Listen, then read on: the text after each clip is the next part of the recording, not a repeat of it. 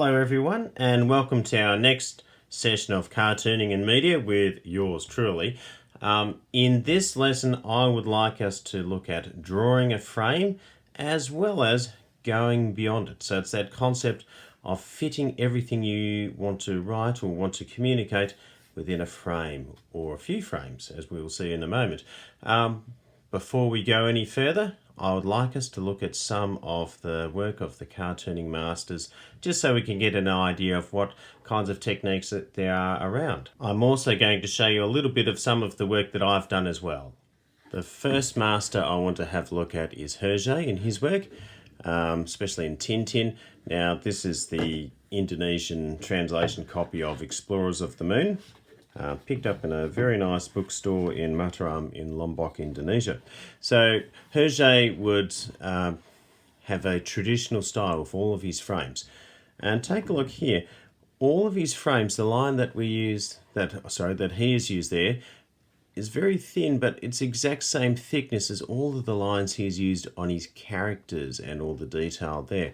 So very traditional style, whether he was drawing a large frame, like brilliant work what he did, especially things like, the rocket flying to the moon, all of his characters, that fantastic, a lot of fun to read and watch, to read and look at, but it's still the same kind of style for every frame.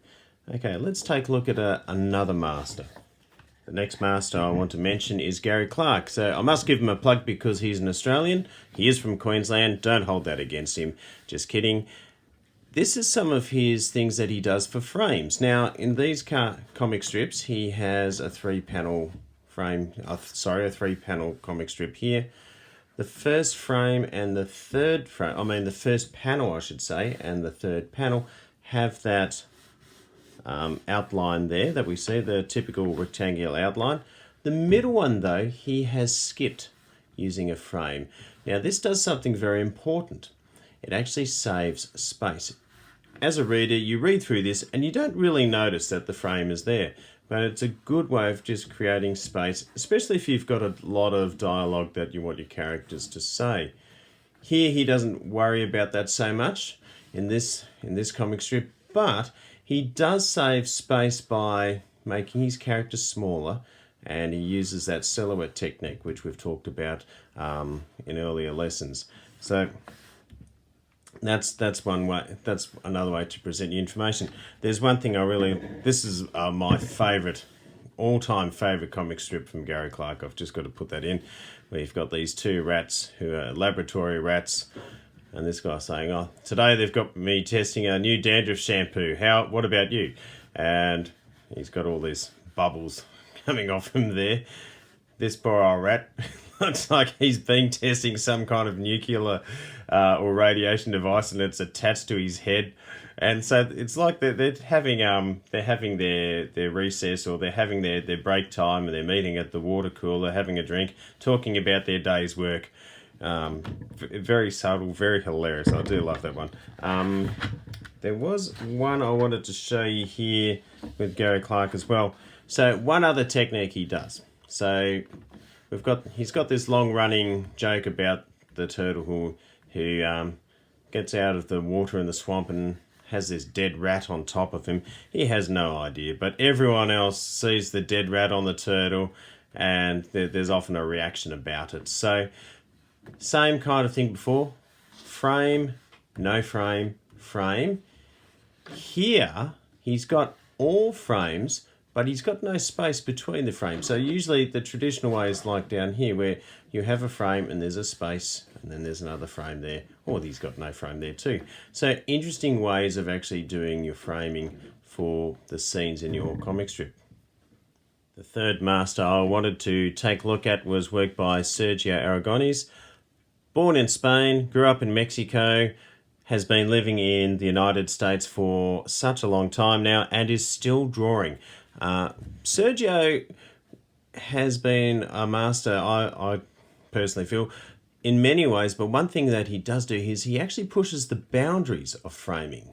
So, for example, just taking a look at this one, this is his comic strip on Roberto, which is the dog of one of his other characters called Gru.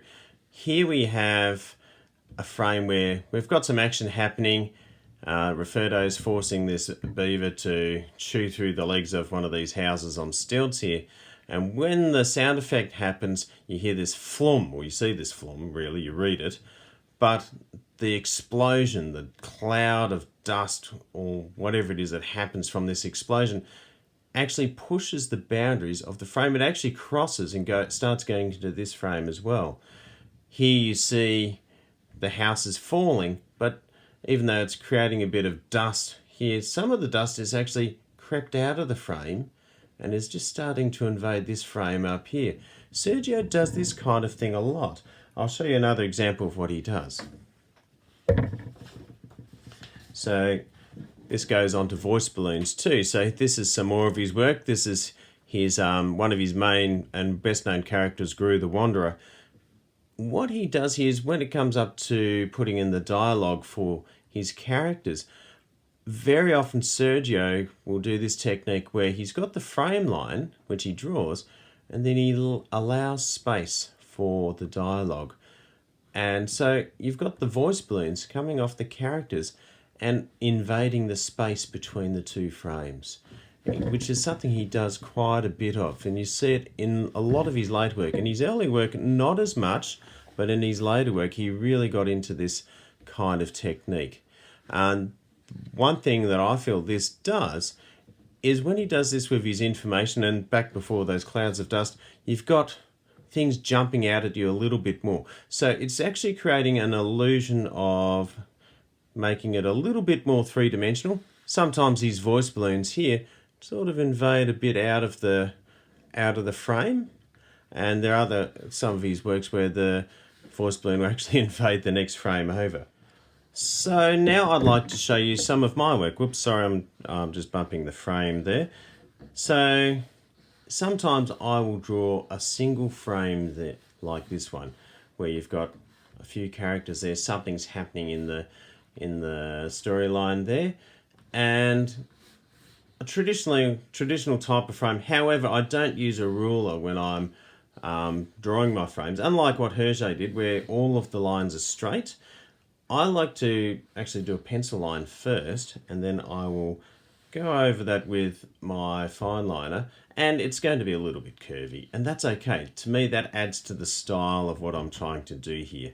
I'm trying to draw a country-based types comic strips, so I want it to look, just a little bit wavy here and there. So not exactly polished, and that's fine. That's exactly the kind of look I want it to have. Okay, so here I've got 4 frames in this comic. There's a space between these 2 frames. Here there is no frame. I've done that same trick of silhouetting my character, walking underneath the gum tree, and so you can still tell it's him. It's still the same wombat farmer all the way along, but without a frame I've actually saved on space, and I can have a little bit more dialogue in there. And by silhouetting, I can still get the detail and the story along. The story will be conveyed to you as the audience as well. Here I've done something completely different. So I've got a traditional frame here and here. But the storyline here is this flea has put some speakers behind the ears of this dog, and he's going to try and control the dog. So he's saying, "Hey Rex, stand up, walk forward, now turn right." So here I've actually had no frame at all. All I'm concentrating on is the character of the dog. And so in effect, you've actually got 5 frames. 1, 2, 3, 4, 5 in this story. But by having no lines at all here, I've saved a lot of space. I can have the same character moving along, doing different things.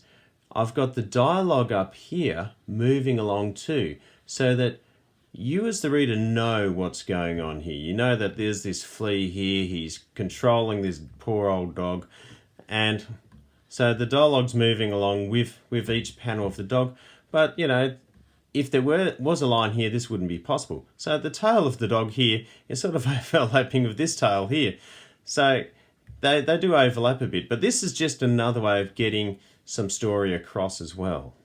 Lastly, I want to show you some of my science fiction work. So I'm hoping you can see that properly there. I think you can. So this is my work from Simon the Nexian, which there's a lot of work in this, I can tell you. However, one thing I wanted to do is a bit like what Sergio's doing, where if you've got things invading from outside the frame. So in a sense, here we have the invading space pirates. So in the first panel, you've got the space pirates flying along. You've got dialogue along there to tell you what's happening. And then as you've got the title coming up here, and you've got the prophecy of what's going to happen in this series here, you've got the spaceship is just entering into the atmosphere from this for this planet here. And so he's going from outside the frame to in the frame, but I wanted to have this motion here, which I've seen in other comics as well, of this is where the spaceship's going. And by having the frame line go along here, make a great big detour around the spaceship and back along there, you're creating a sense of motion and a sense of this spaceship has just come from outside to inside our view, so we can see what's happening there. And by silhouetting the ship, I've saved on space as well. So it's another really good technique if you're trying to make something large look small, or trying to fit something in that you know is going to be very detailed, but you can save on detail just by doing a silhouette. Now, something else. Later on in the story, there's a fight between the space pirates, which look a bit like this, and the people of the planet, who look like this. They're actually people, and they have medieval technology. Now, during the fight, an arrow is fired, and this space pirate with 4 arms, backpack, they've got something that looks like a blunderbuss. The backpacks are like their jetpacks. The arrow enters, there's sparks that fly out. Here you can see that I've got a frame for the arrow. Here I've only got part of a frame. Now, the reason why I did that is I wanted to save on space. I wanted to have less lines for you, the viewer, to have a look at, so that, or you, the reader, I'm sorry, to look at, so that the whole thing flows. You can see there's the arrow, zoom, here it comes, zoom, bang, into this guy's backpack. He turns around, he spins his head around to see what actually it's a she. So she spins her head around to have a look and see what see what's going on with her backpack, and then bang, off it goes, it malfunctions, and in a cloud of smoke, there's the sound effect for you, off goes our space pirate there with one of the soldiers there thinking, what on earth has gone on? So in that, the frame here I've actually had started off with a rectangle, but then just as I got to the smoke, I've put no line there. The line has actually continued off into the distance around up this way, and you can actually see motion happening with our space pirate over here. And then as it comes back again after this trail of smoke, it joins what we would consider normally the frame and continues along. So that's pushing the boundaries of framing there. Okay, 1 or 2 more we have. Okay, this is similar to what Sergio was doing as well. So you can tell that Sergio's work has really influenced what I do as well. So later on in the story, one of the characters is telling a story about how the whole universe was created. So you've got the hand of this being known as the Eternal One, who's put his hand out like that. Oh, hang on. That hand looks a bit like my hand. Yes.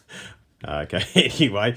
So when I was doing this, I wanted to have these, not smoke, but sort of wisps of what you'd see in the sky at night. If you've been outside at night and you see the great big wisp of the Milky Way, I was trying to create something like that.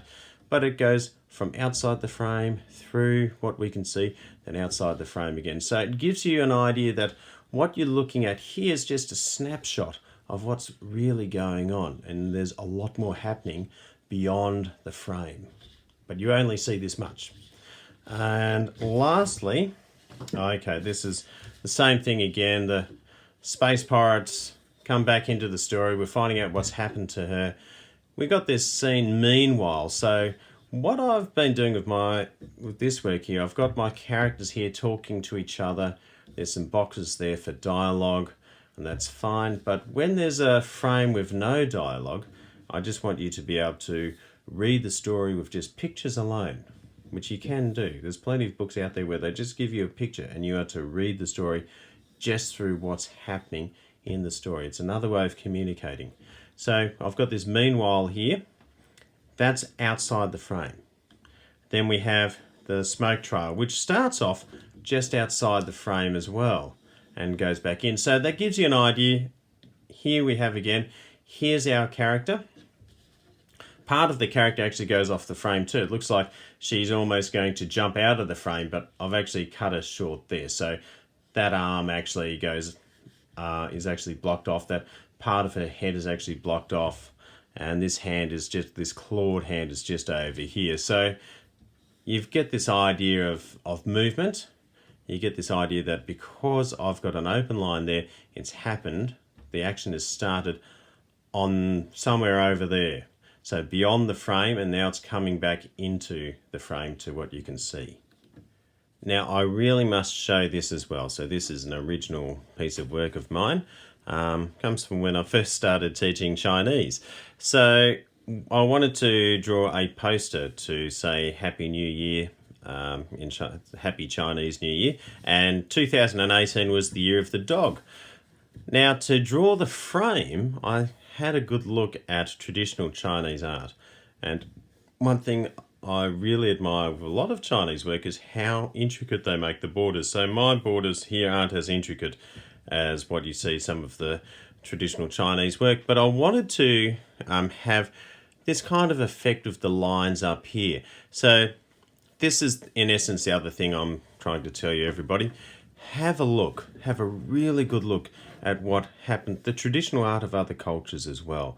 Take a look and see what happens there. So there's a text rolling there. Have a really good look.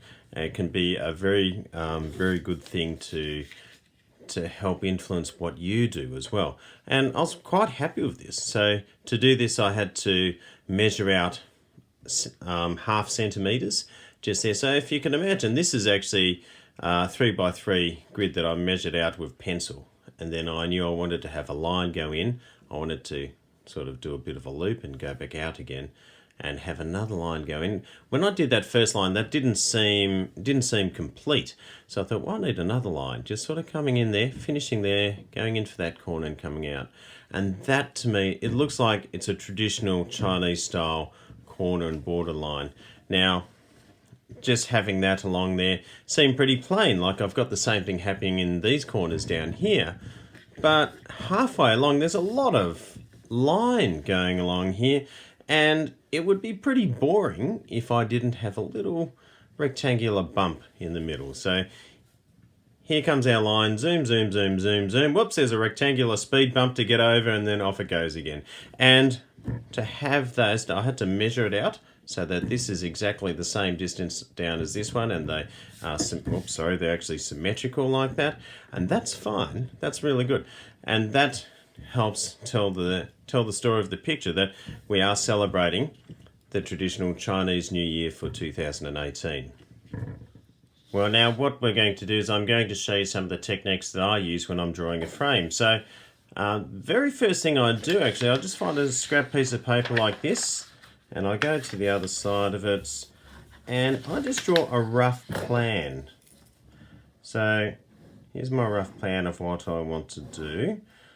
And, you know, because I'm sketching it, I'm just using plain pen for this one. So it doesn't really matter how messy this is. This is just for my ideas. So in this one, I want to have a worm on a hook. So I'm just going to roughly draw where I want my worm. And I want him to be in the center of what I'm going to show here. So this is for one of my Gone Bush series. Here he is. He's not happy. Make sure I've got the hook there. I've done something very interesting with the hooks. I've actually made the hooks more of a triangle. And it sort of looks a lot better like that. Actually, I think I've made an error there. I actually want, if I can show you now, I actually want the hooks more to come down this way and sort of have that barbed end there. So it looks like the worm's almost got this little barbed tail when he's on his hook. So anyway, we've got our hook there. I'm going to have a fish off page sort of coming in here, and thinking framing again, so you don't need to see the whole fish. I might actually want to emphasize how big this fish is. So part of him is not going to be seen. He's coming in from beyond the frame onto the frame from what you can see. And so there he is there. He'll have basic fins like that. I want him to look like a cod. So if I just have those fins that you're going to see as a cod, and give him a bit of an undershot jaw there, because I like drawing my fish a little bit dopey. So they're not really knowing what's going on, but they have a wonderful life. They get to swim around in the river, and then they get caught. But until they get caught, they're doing fine. Occasionally they might eat each other, which does happen. So then I've got the dialogue come from the worm here. So for that, I need to work out how I want this frame to look. In that I'm going to have the voice balloon like that. And so when the frame comes along, it's actually going to stop here just at the voice balloon, go down, around to the worm, back up there. And he might be saying something like, "What are you looking at?"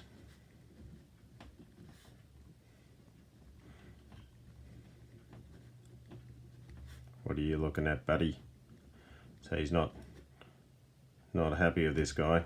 Okay, so, and that's funny in itself, because would a worm ever say that to a fish? They'd probably be terrified. But here we got this grumpy worm here saying, "What do you think you're looking at?"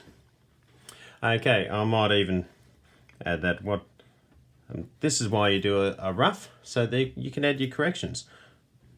What do you think? And I think he's going to be a bit of an ochre guy. What do you think you're looking at? So I'm just going to have this yeah. So I'll just make sure to have this Y there going yeah, not you. What do you think you are? But what do you think you're looking at? Okay. So that'll do. All right, so that's my rough. That's how I want it to look. There's going to be some bubbles coming off like that off the fish there, just to show there's a little bit of movement there of the fish. But my main thing I want to have is just a simple frame, fish coming from here. There's the worm in the center or near the center, and then we have the voice balloon just on the side there. That's the plan. Let's see how we go. Okay, I've pre-ruled some lines here. Whoops, I'll just make sure that's in focus. Yes, it is. Okay, good. I've pre-ruled some lines here with pencil, and the general rule of thumb I use for these comic strips on an A4 size page is this is 26.5 centimeters long and 8 centimeters tall, or 8 centimeters deep. So from here, what I'm going to do is I'm going to put my boundaries. So I'm going to put in my sketch lines for where I want things to be. Okay, just wait a second.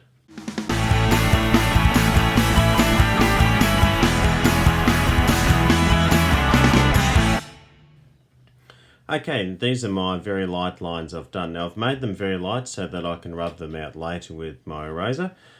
Now you'll notice too what I've done here, I have put a few lines here so I can work out where I'm going to be putting my words. And I've put some spacing lines there, so this helps me with lettering too. So I find it's best to use capital letters when you're doing the finished product. Mostly because capitals are just easier to read. It's sort of a strange thing about writing languages. Capitals are easier to read. Here's the worm in the center. I've got the dimensions of this triangle where this hook's going to come down here. The great big cod or redfin or whatever he is at this stage, still haven't defined that yet. He's over here on the side. Now you'll find that I've actually drawn part of the fin going off and part of his back going off. Sometimes you need to do that when you're drawing your shapes. If you've got something that's coming off camera, so to speak, or off the frame, onto the frame, you still need to have your guiding lines, I find you do, going off the frame so that it gives you the dimensions, because otherwise you mightn't get the shape just right. So to get that shape just right, continue the shape off page or off frame, and then you can rub out all those lines later. Okay, now I'm going to do the basic line just around the edge.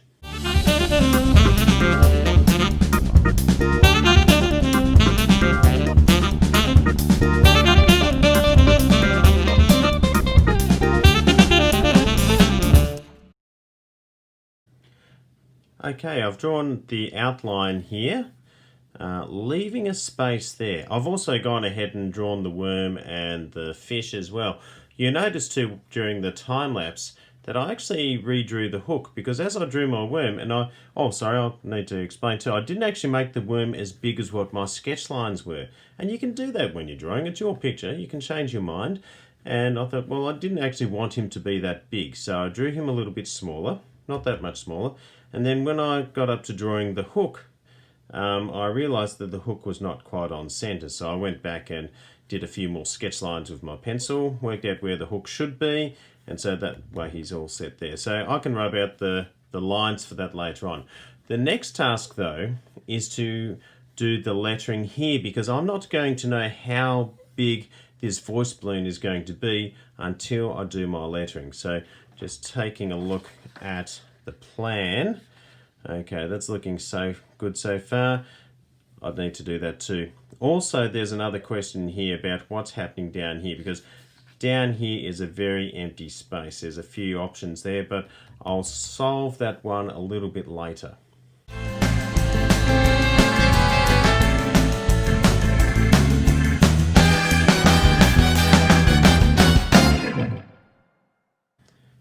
There we go, that's the lettering done. It's always a big temptation to rush your lettering.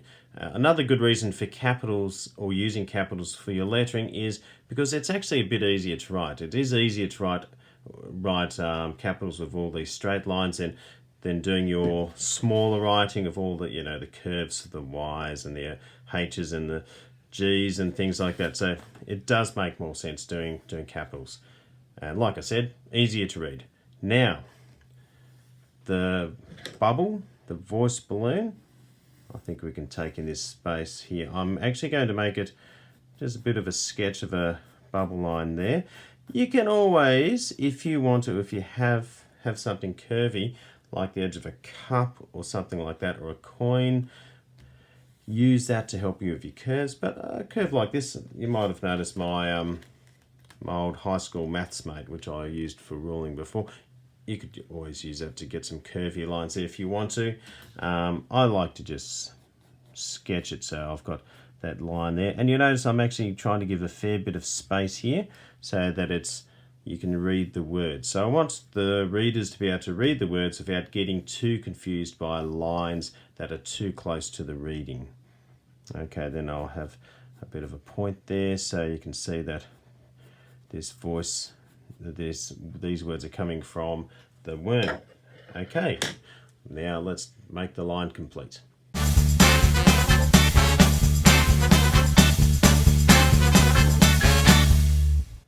Nearly there, nearly there. So here we have the voice balloon, and thinking of framing, we've got the line, we've got the voice balloon that's actually part of the frame now. So what the worm is saying is going beyond the frame.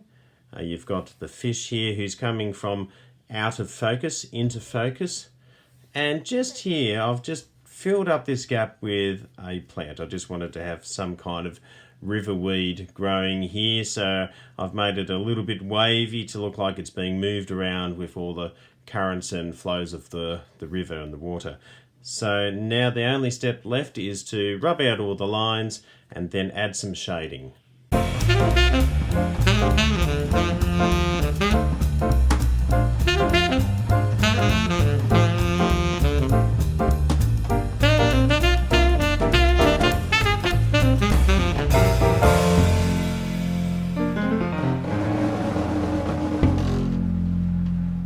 I think that's all I've got time for, everyone. So, sorry, I'm going to have to finish this here. I will shade in this fish later on. I'll probably make him the same tone as this, as the sea, or not the seaweed, as the river weed here. You'll notice I'm actually only using two tones. So I've got a darker tone for the hook and a lighter tone for the weeds and also for the plant life. And I'll use that same tone for this fish here. Or maybe just for his fins. So I'll work that one out later. I'll make a decision on that one later to see what works best. And the worm I'm not colouring in at all, and this makes him stand out, and I want him to stand out because he is the main character. I might even put another little thick line just around the edge there, just to make him stand out a little bit more, which is a bit of retro cartooning techniques there. So this is it.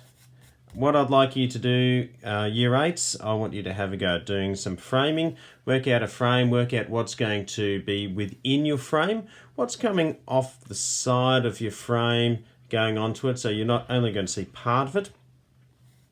What are you doing? Are you going to have any voice balloons or any wisps of smoke or anything like that going from the centre of your frame out, or maybe coming out in, to give that illusion that there is more happening than what you are allowing your readers to see. Okay, remember, you guys are in charge of what you draw. Now, last but not least, I'm just going to sign this because this is a very important part of your work as well. Make sure you sign it because it is yours. Okay. Good luck, everyone. Happy drawing. See you soon. Another thing, Year 8s, please make sure you post your work on Classroom. I'll put an assignment file there so that you can do that. Okay, thanks very much. See you later. Bye.